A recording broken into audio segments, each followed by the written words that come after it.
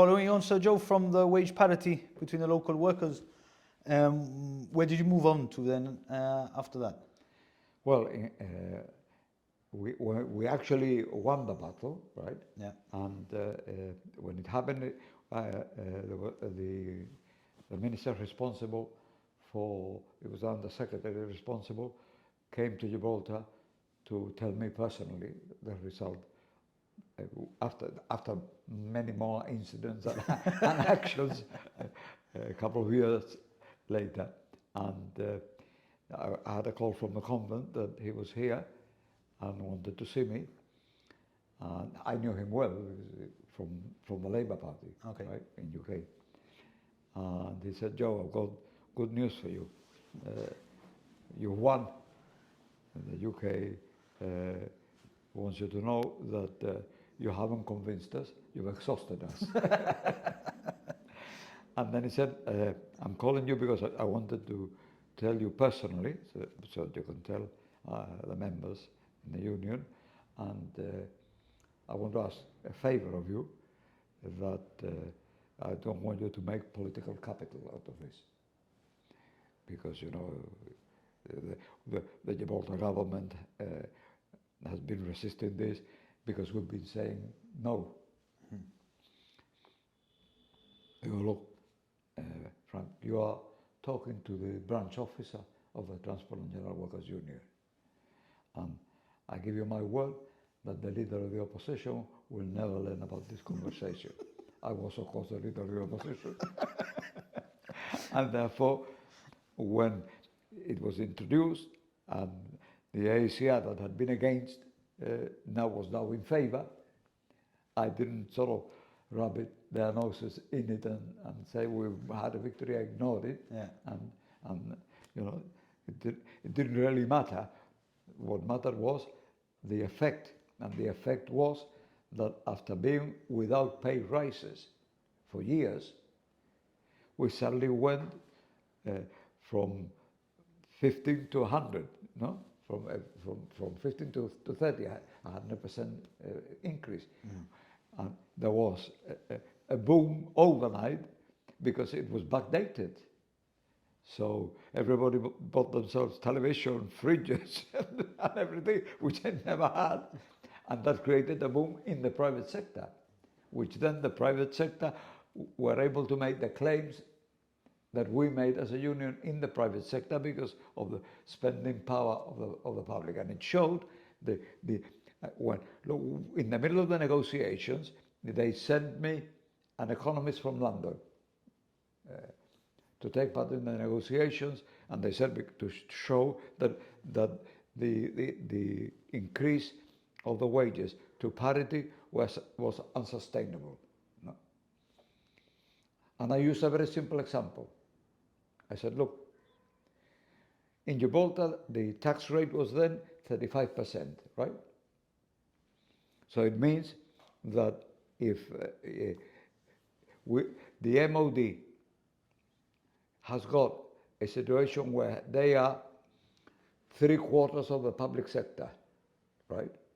And the government of Gibraltar is 1/4, and the pay goes up by £3 in the MOD, right? And by £1 in Gibraltar, because Gibraltar is 1 and the other one is 3 times the size. Then what happens is that the tax on the £3 that the MOD paid, right, at 33%, at 35%, is £1.30.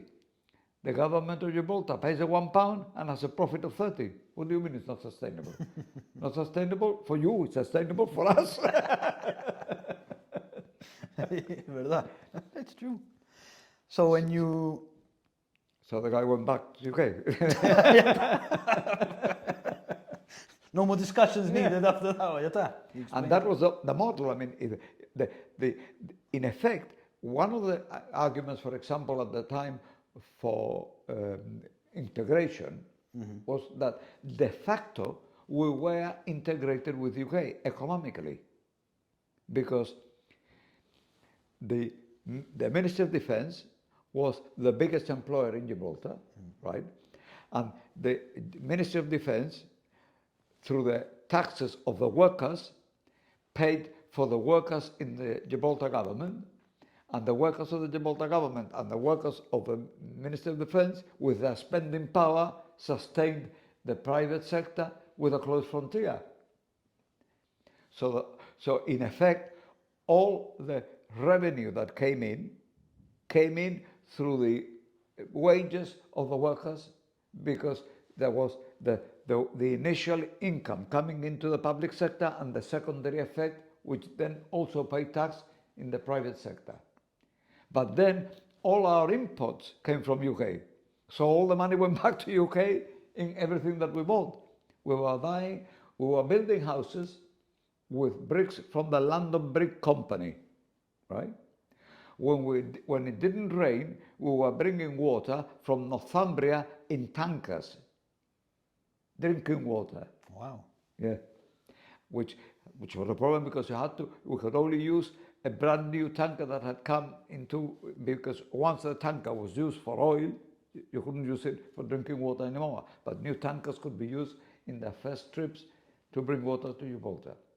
And eventually Northumbria Water bought the company here, Aquagen. And then Northumbria itself was bought by a very rich guy in Li Ka-shing in Hong Kong. Okay. Yeah, who helped, whom I knew, and who helped us to open an office in Hong Kong when we were in government. Wow. How it all comes round. So when you left the IWBP to form the Gibraltar Democratic Movement, Yeah. how did that help lay the groundwork for the evolution into the GSLP? It is also linked to parity. Okay. Because the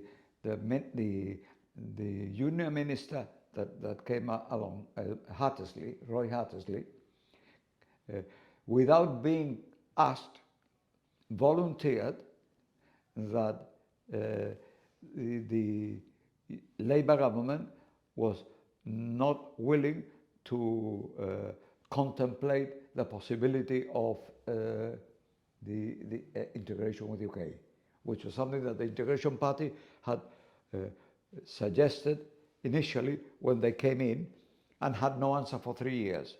But after parity, which was a couple of months before the death of Franco. Okay. And he came and he made this statement, and of course the statement was very close to an election, and he made it when everybody knew that Franco was already dead and being propped up to pretend he was alive, or he was on the point of being there. But the rumors were and within a month they actually announced his death. So the Hattersley Memorandum did two things. One, it was to send a very clear message that now that we had basically got parity with UK, that could not be used as an argument for getting integration with UK. Okay. So that they would not contemplate. And the second thing he said was that we had to await developments in Spain, sending us a message that the stand that had been taken while Franco was alive would not necessarily continue once Spain was a democracy. And indeed, within a matter of months was when they started the Strasbourg process. We were now in the opposition. We had started the after parity, and when the situation was developing, that it was clear that Franco was not going to survive for very long. We could see that coming, and we started in the union in 1975 campaigning and the slogan was, we want to know our future now. And we campaigned and approached directly the Labour government in UK, and the Labour government fobbed us off with you know the union couldn't get involved in that, and that there was a group in the union which we created, which were the people that then became the GSLP, right? Wanted to discuss politically Gibraltar's future. They had to show they were representative of the people by going to an election. And that is why it led us then to create the Gibraltar Democratic Movement, because we thought we would have a better chance if we had some people from the business sector and some people from the union. And the reality was that we had Joe Victory was one of the candidates. We had people in the union. I had 3 guys from the union and myself, and 4 from the private sector. And we actually got 5 in. So I became the leader of the opposition. Mm-hmm. But it didn't last very long, because there were, the only one with from the left was me. So within a year, the other 3, one went to the ACR and 2 joined the people that had stood as independents following the disappearance of the Integration Party, because the Integration Party collapsed after Hattersley said Labour will not consider it. I mean, if we were all Labour would not consider it. Who was going to consider it, right? Yeah. So that it was a deliberate thing to kill that to show that the parity would not be followed by a political integration, and to make it almost impossible for Bob to win, and the party crumbled. And then they created the new one, which was the British Gibraltar, or something like that, but it didn't say actually integration in their label. And I then was the only representative of the one that we had, the Democratic Movement, and with the executive then decided to change the name, and we had a general meeting, and we decided that the new name would be the Gibraltar Socialist Labour Party. So I stayed with a 1 seat as the Gibraltar Socialist Labour Party. Within a matter of weeks, they started the first talks with Spaniards. And there was a guy that was, Oreja was his name. And they had informal meetings. I think Maurice Chiveras went with Hassan. And I was all the time, attacking them for having talks with Spain, because Spain, we shouldn't be talking about our future with Spain. And I remember that they came back, and I put questions in the parliament, and they said, well, we went there to tell him that sovereignty is not negotiable, and we discussed better relationship and more trade, but we make it clear. And then they did that a second time, and I put questions, and they said, we went there to tell him that sovereignty is not negotiable, and that we cannot discuss sovereignty. I said, okay. The third time they did it, I said, Mr. Speaker, I am very confused. The delegation from Gibraltar goes 3 times to Strasbourg to tell this man that that sovereignty is not negotiable, and that they will not talk with sovereignty. What is wrong with him? I mean, after all, his name is Oreja. So what's wrong with his hearing?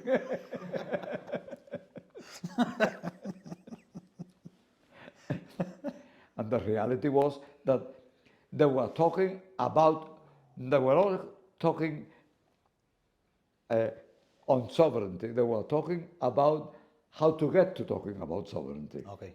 So this was the lead up to the Lisbon then agreement. Yeah. Okay. So the Strasbourg process eventually became the Lisbon process, because what they discussed in Strasbourg was what then continued in Lisbon. Okay. And there in Lisbon, they were with proposals which were for the opening of the frontier. We campaigned, of course, against the Lisbon Agreement as well, because our position was, look, it's very simple, and people need to understand this. Franco closed the border because the UK would not sit down and talk about Gibraltar's future with Spain. Okay? Okay. And it stayed closed for 15 years because we would not talk about the future of Gibraltar with Spain. And it opened, or was about to open, because we were agreed to talk. Well, why didn't we agree to talk 15 years earlier? Yeah. I mean, you know, well, if you say, I am not prepared to talk about Gibraltar's future on the basis whether it's going to be British or Spanish or anything else, because that's our decision, we don't have to discuss it with anybody else, and you say, okay, if that's your view, then you can stew your own juice, and I'm not going to let you enter into Spain. Okay, you don't let me into Spain. Okay, and then you say we had a great breakthrough. They're going to open the frontier, and we agreed to discuss all issues. There's red flags there already. Well, and I remember, because there are details of these things that are not really recorded anywhere. They're recorded at the time it happened, but then people forget that when they did it,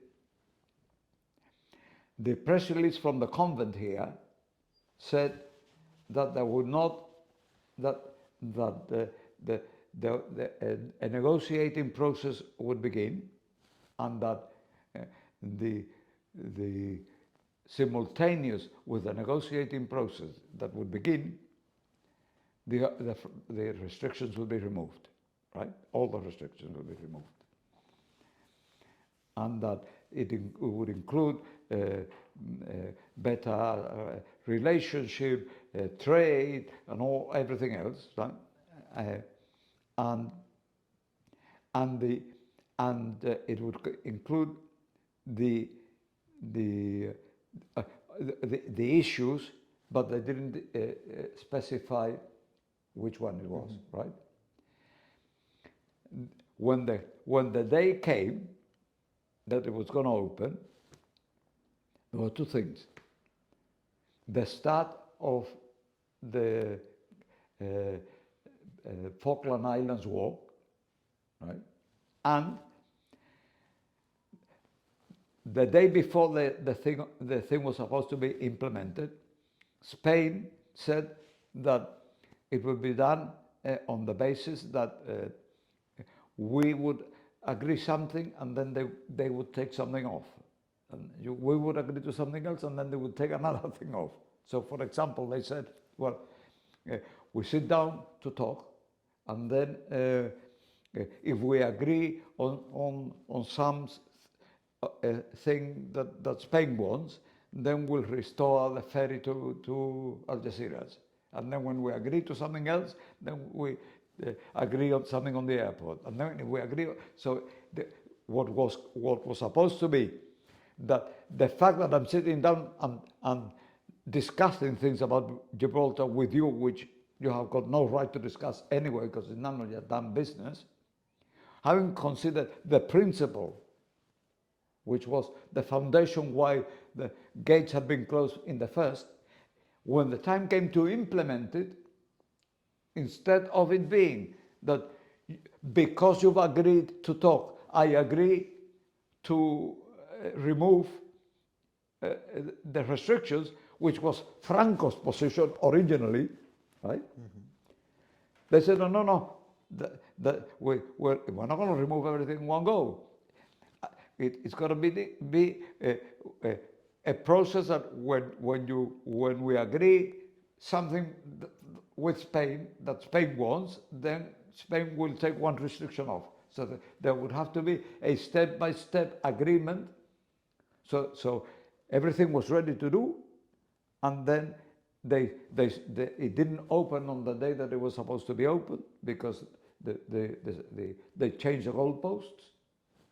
In fact, one of the things that happened was that at the time the MOD had RGP people in many of their establishments, and because the frontier was going to be opening, the MOD increased the police, their own MOD police, and released more people for the civilian side, which meant the cost of our policing went up, and then the frontier didn't open. And then after that, of course, once the war with the Falklands started on, then that was it. So what was the UK government saying then, during that time? You must have been in contact when the negotiating with this frontier was going. What was the UK saying? Or they were getting involved? No, the UK, I mean... Because it was Thatcher, no? I'm assuming it was Thatcher, Margaret Thatcher. Yeah, it was Thatcher, yeah. She never spoke with you or of anyone in Gib? No, she spoke with me when I went into government in 1988. Oh, but not on... No. Okay. No, I'm not sure, but it must have been, yeah, because Falklands was Thatcher. I'm just wondering and if she there was still there when we won the next election, right? Yeah. So we were, having the same people that campaigned for parity were now organized in the campaign of no talks with Spain. No. Okay. So we were completely opposed to any cause because they were all, I mean, when the talks started, and the same thing happened later in 1988 when we started with the Brussels process. Yeah. Right? Because it was registered in the United Nations Committee of 24 that this were talks in the context of what the United Nations had decided in 1965 and 66. I mean, when I go to talk to the UN, in many of my speeches I've said the most disgraceful decision that has ever been taken by the General Assembly was the decision that the General Assembly took to say to the United Kingdom that they should not have a referendum in Gibraltar in 1966-67, right? And then they condemned the referendum when it was done, on the basis that, and look, the insanity of that position was the UN requires colonial powers to consult the colonial people about anything to do with our future. Mm-hmm. So the colonial power does what it is supposed to do according to the Charter of the United Nations. It gets a proposal from the Spanish guy that was there, and the proposal of the Spanish guy is the proposal that is put to a referendum, right? And the proposal to the referendum said Spain is offering Gibraltarians a set of conditions to pass under the sovereignty of Spain. Do you want to pass under the sovereignty of Spain on the conditions that Spain is offering you, or do you want to stay under the sovereignty of the United Kingdom, right? So because the United Nations was told by UK, I am going to ask the people, I'm not going to take the decision, I'm going to ask them. Spain said in the United Nations, this is wrong because the United Nations does not accept that the people in Gibraltar have the right to self-determination, because they are not a real people, because they are a prefabricated, parachuted population, right? Which have been carrying on saying until very recently, until 2 or 3 years ago. Oh, wow. Yeah. So in the United Nations, the Spaniards had the support of the South Americans, The first guy that came out with support for Gibraltar to be handed over to Spain was Venezuela. That's why in the riots they attacked the Venezuelan consul in Gibraltar. Ah, okay. Yeah. And when the Triai Yeah. Palomo route, right? So they had the support of the South Americans. They had the support of many of the Arab countries, because they had, through Morocco, they had a lot of influence with the Arab world. And they had the support of the communists, right? Even though Franco was garroting communists in Spain. Yeah. But the communist countries supported that we should be handed over to a fascist dictator, because during the Cold War, Gibraltar was seen as an important military asset for NATO. So, you know, it shows the hypocrisy of these international organizations. Right? I mean, the UN preaches one thing and practices another. And everything that the UN has done about Gibraltar has been in breach of the Charter of the United Nations. The Charter of the United Nations is international law. Chapter 11 says that all the non-self-governing territories and all the peoples of the non-self-governing territories are entitled to self-determination. There's no exception. The resolution of the Committee of 24 in the first instance in 1964-65 was to say that it was fully applicable to the territory and the people of Gibraltar, but that there was a difference or a dispute between Spain and UK, and that the two members of the UN should get together and sort it out. But even, I mean, in the treaty, in the treatment of Gibraltar, the United Kingdom has been our defender, but they've been a lousy defender, right?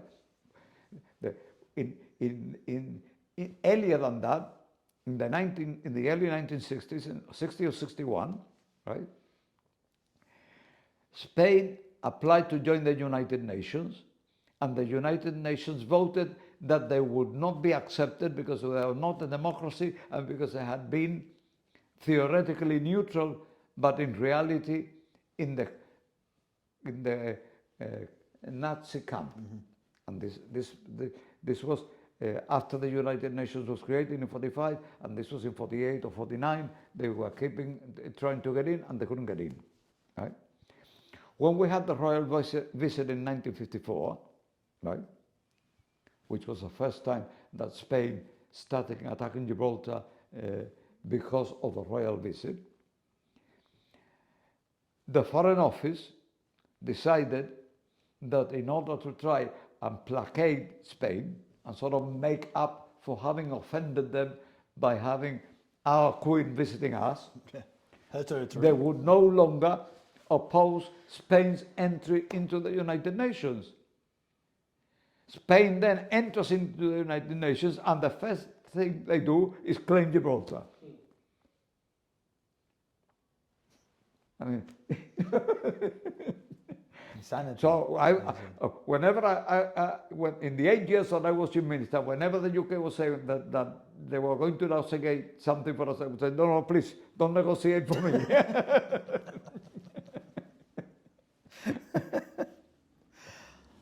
So we'll move on from that one. Yeah. See, so it was before, so we won't go back to it then. No, I mean, remember that the Appledore thing followed after parity, right? See, okay. And one of the things that was happening was that Hassan went to the UK. I mean, we were still in a situation where the frontier was closed, and the union were fighting the closure, right? I mean, I took the position in the union because, you know, in the union I tended to be a little bit more drastic than I am politically, right? So my position in the union was that if they closed the yard, we would close the base. okay? Okay. Because the yard was the biggest employer, and without the ship, that means you know, the, the, it was a serious mistake, and they've realized it.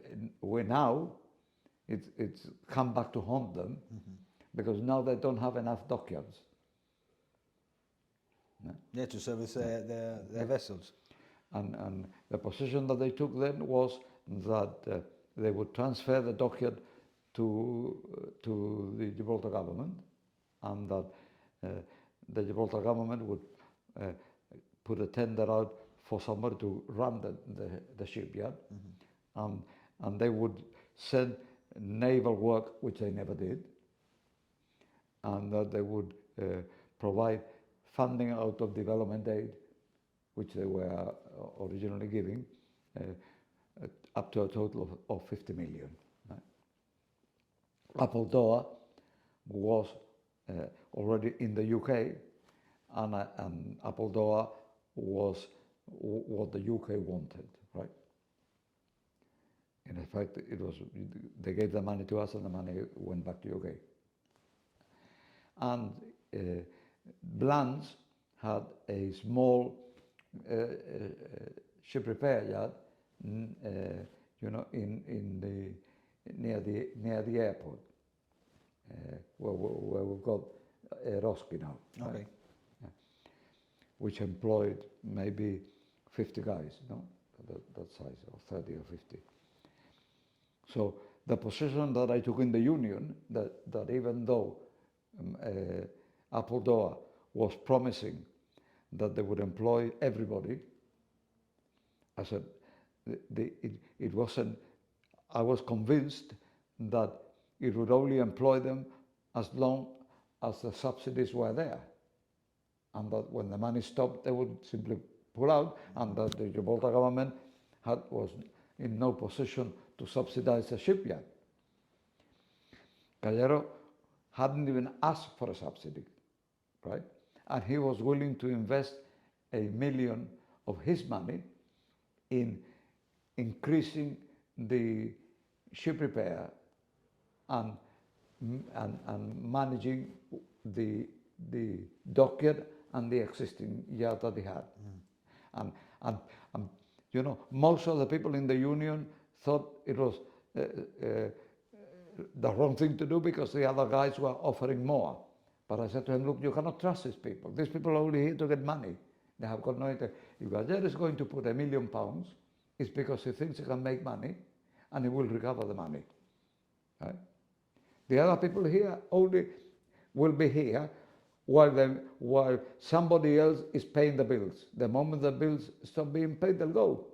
And that was exactly what happened. And the first thing was that the yard that Gallero had to be closed, because this one had a subsidy and undercut for the work that they were doing. And we finish up with the MOD closed, the MOD being run by an outsider, where for example, on more than one occasion, we had industrial actions when they tried people to do things that were for craftsmen, put them to do other things that was not in their trade. They had to clean the dry docks when they were empty. The laborers are supposed to be doing that, right? So we had a series of industrial action with them, and it was, the people there were only interested in collecting the subsidies, and then they finished, and the thing had to go back but in the process, the long-standing small ship repair yard that had been there for a very long time in the private sector and was, competitive, because it had survived without subsidies from anybody. Mm-hmm. We lost that, as well as the naval dockyard. And the reality is that what happened was exactly what I had predicted, but the government accepted the Appledore bid, which is what the UK wanted, and and I was against it. Right? So that was the difference. And I think it was a difference really where, many of the things that separated us from the AACR was that, Joshua Hassan, I think perhaps with doing what he thought best for Gibraltar, was to always say yes to the UK. So he would go to the UK and then he would come back from the UK and tell us we had to do basically what the UK wanted. Not as bluntly as that, but that is what it amounted to. Yeah. Right? And it was his eventual downfall. Because when what was the last straw was when after the Brussels process, when he came back with the airport deal, right? Yeah. That was what led to him resigning, because he knew that he couldn't defend it. I mean, he had been in a demonstration with me against the airport deal.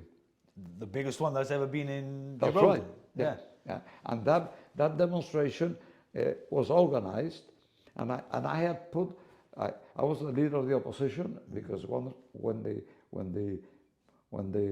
integrationist was the collapse. Yeah. After that, and we created the GSLP. We then won in all the following elections. We were the opposition, and I used to come second or third, but we didn't have enough votes for all the candidates to get ahead of the AACR. We were practically there in 1984, and there was something dodgy in that election, which I will tell you at some time.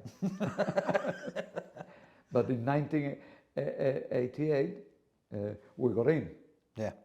And in Hassan's time, which was before the Brussels agreement, the situation was that there were the talks had collapsed after the Lisbon agreement, right? And then they were revived. The reviving of the talks, right, had happened in the 1987 election. Because in 1988, when it was announced, Hassan said in the parliament that in fact it was not something that had been done overnight, but that they had been in talks. He said, I remember what he said. He said he had been in talks with the UK for a year, and that he had been with the guy that was the foreign secretary then, informally talking over a cup of tea, and that he had suggested that we should be talking about doing something on the airport, and about doing something with having talks with Spain on a whole range of issues. The reality was that what was happening was that the UK had agreed that they were going to make concessions to Spain in order for Spain to be able to come into the European Union. The European Union entry of Spain had a big problem in that you couldn't have a closed border between Gibraltar and Spain, and we were both in the European Union. Yeah. So it was the ideal moment to say, well, look, either you open the border or you don't come in. And that is what the position was supposed to be under Thatcher, and what they had intimated in Parliament on more than one occasion, right? But the Spaniards would not have gone into the European Union, because the Spaniards, being the way they are, they would have stood their ground. And the rest of Europe would not have been happy about the situation that, something that they thought was very important, because the argument was that the democracy in Spain was still young, and that we had to do things to help the democracy, because there was always a danger of Spain going back to a fascist regime, and you know, there was an occasion with Tejero, and that nearly happened. Right? So the situation was that the procedure that of Sunday's announcing in 1984 that the Brussels Agreement had been negotiated on the spot. The argument that was put in Parliament was that it had started much earlier, almost a year earlier, over this cup of tea. And I told at the time Joshua that he should stick to drinking whiskey like I did, and maybe he would have put a stronger fight than just tea. But he actually even said that the whole of the executive knew that it was happening, but it didn't know. This was not known in the 1984 election. If people had known in the 84 election that there was going to be an agreement to bring Spain in, then I think we would have won the election hands down. And I think we actually won it because something very, very peculiar happened in that election. Our 8 candidates were ahead all the night, right? With Joe Victory getting more votes than Hassan. And at 5 in the morning, when only one box was left, the Spanish media went back to announce that we had won the election in 84. And I remember one of Horace Samit, who was one of the ministers, was crying in the account because they had lost the election. Right?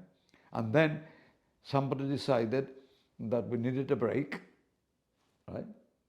And we left the box behind and a policeman watching the box.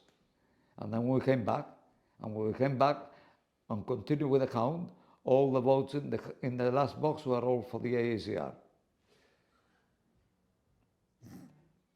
And when somebody asked the AACR, how did that happen? Joshua Hassan said, well, it was one of the last boxes that came from one of the faraway polling stations in Catalan Bay, with a lot of bullshit. And our guys were, wanted to and I said to them, look,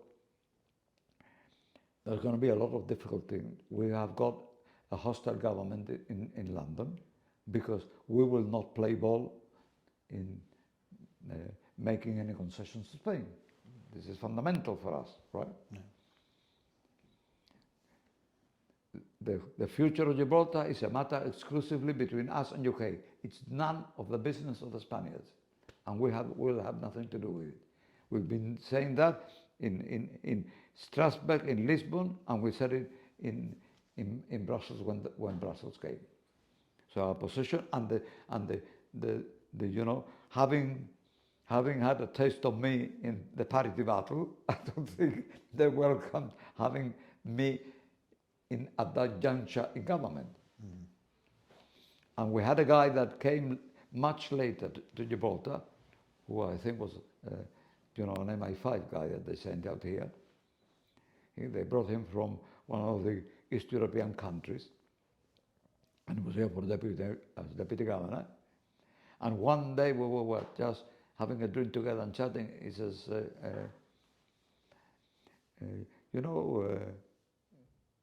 Joe, we were very surprised that you didn't really kick up a fuss about the election result in 84. I said, well, the reality is that I wasn't ready for government. I had 7 shop stewards, right, with no political experience, and it was better for us to produce a better government, that we all got in a position, and then we would be ready to take over immediately, having had, you know, Exposure. yeah. And he said, what, after all we went through? And then I thought, well, I've hooked you and I'm willing to do it. I said, I know what you did. And I didn't ask for an investigation because in fact, you know, if we had gone in, I think we would have had a very difficult time in governing.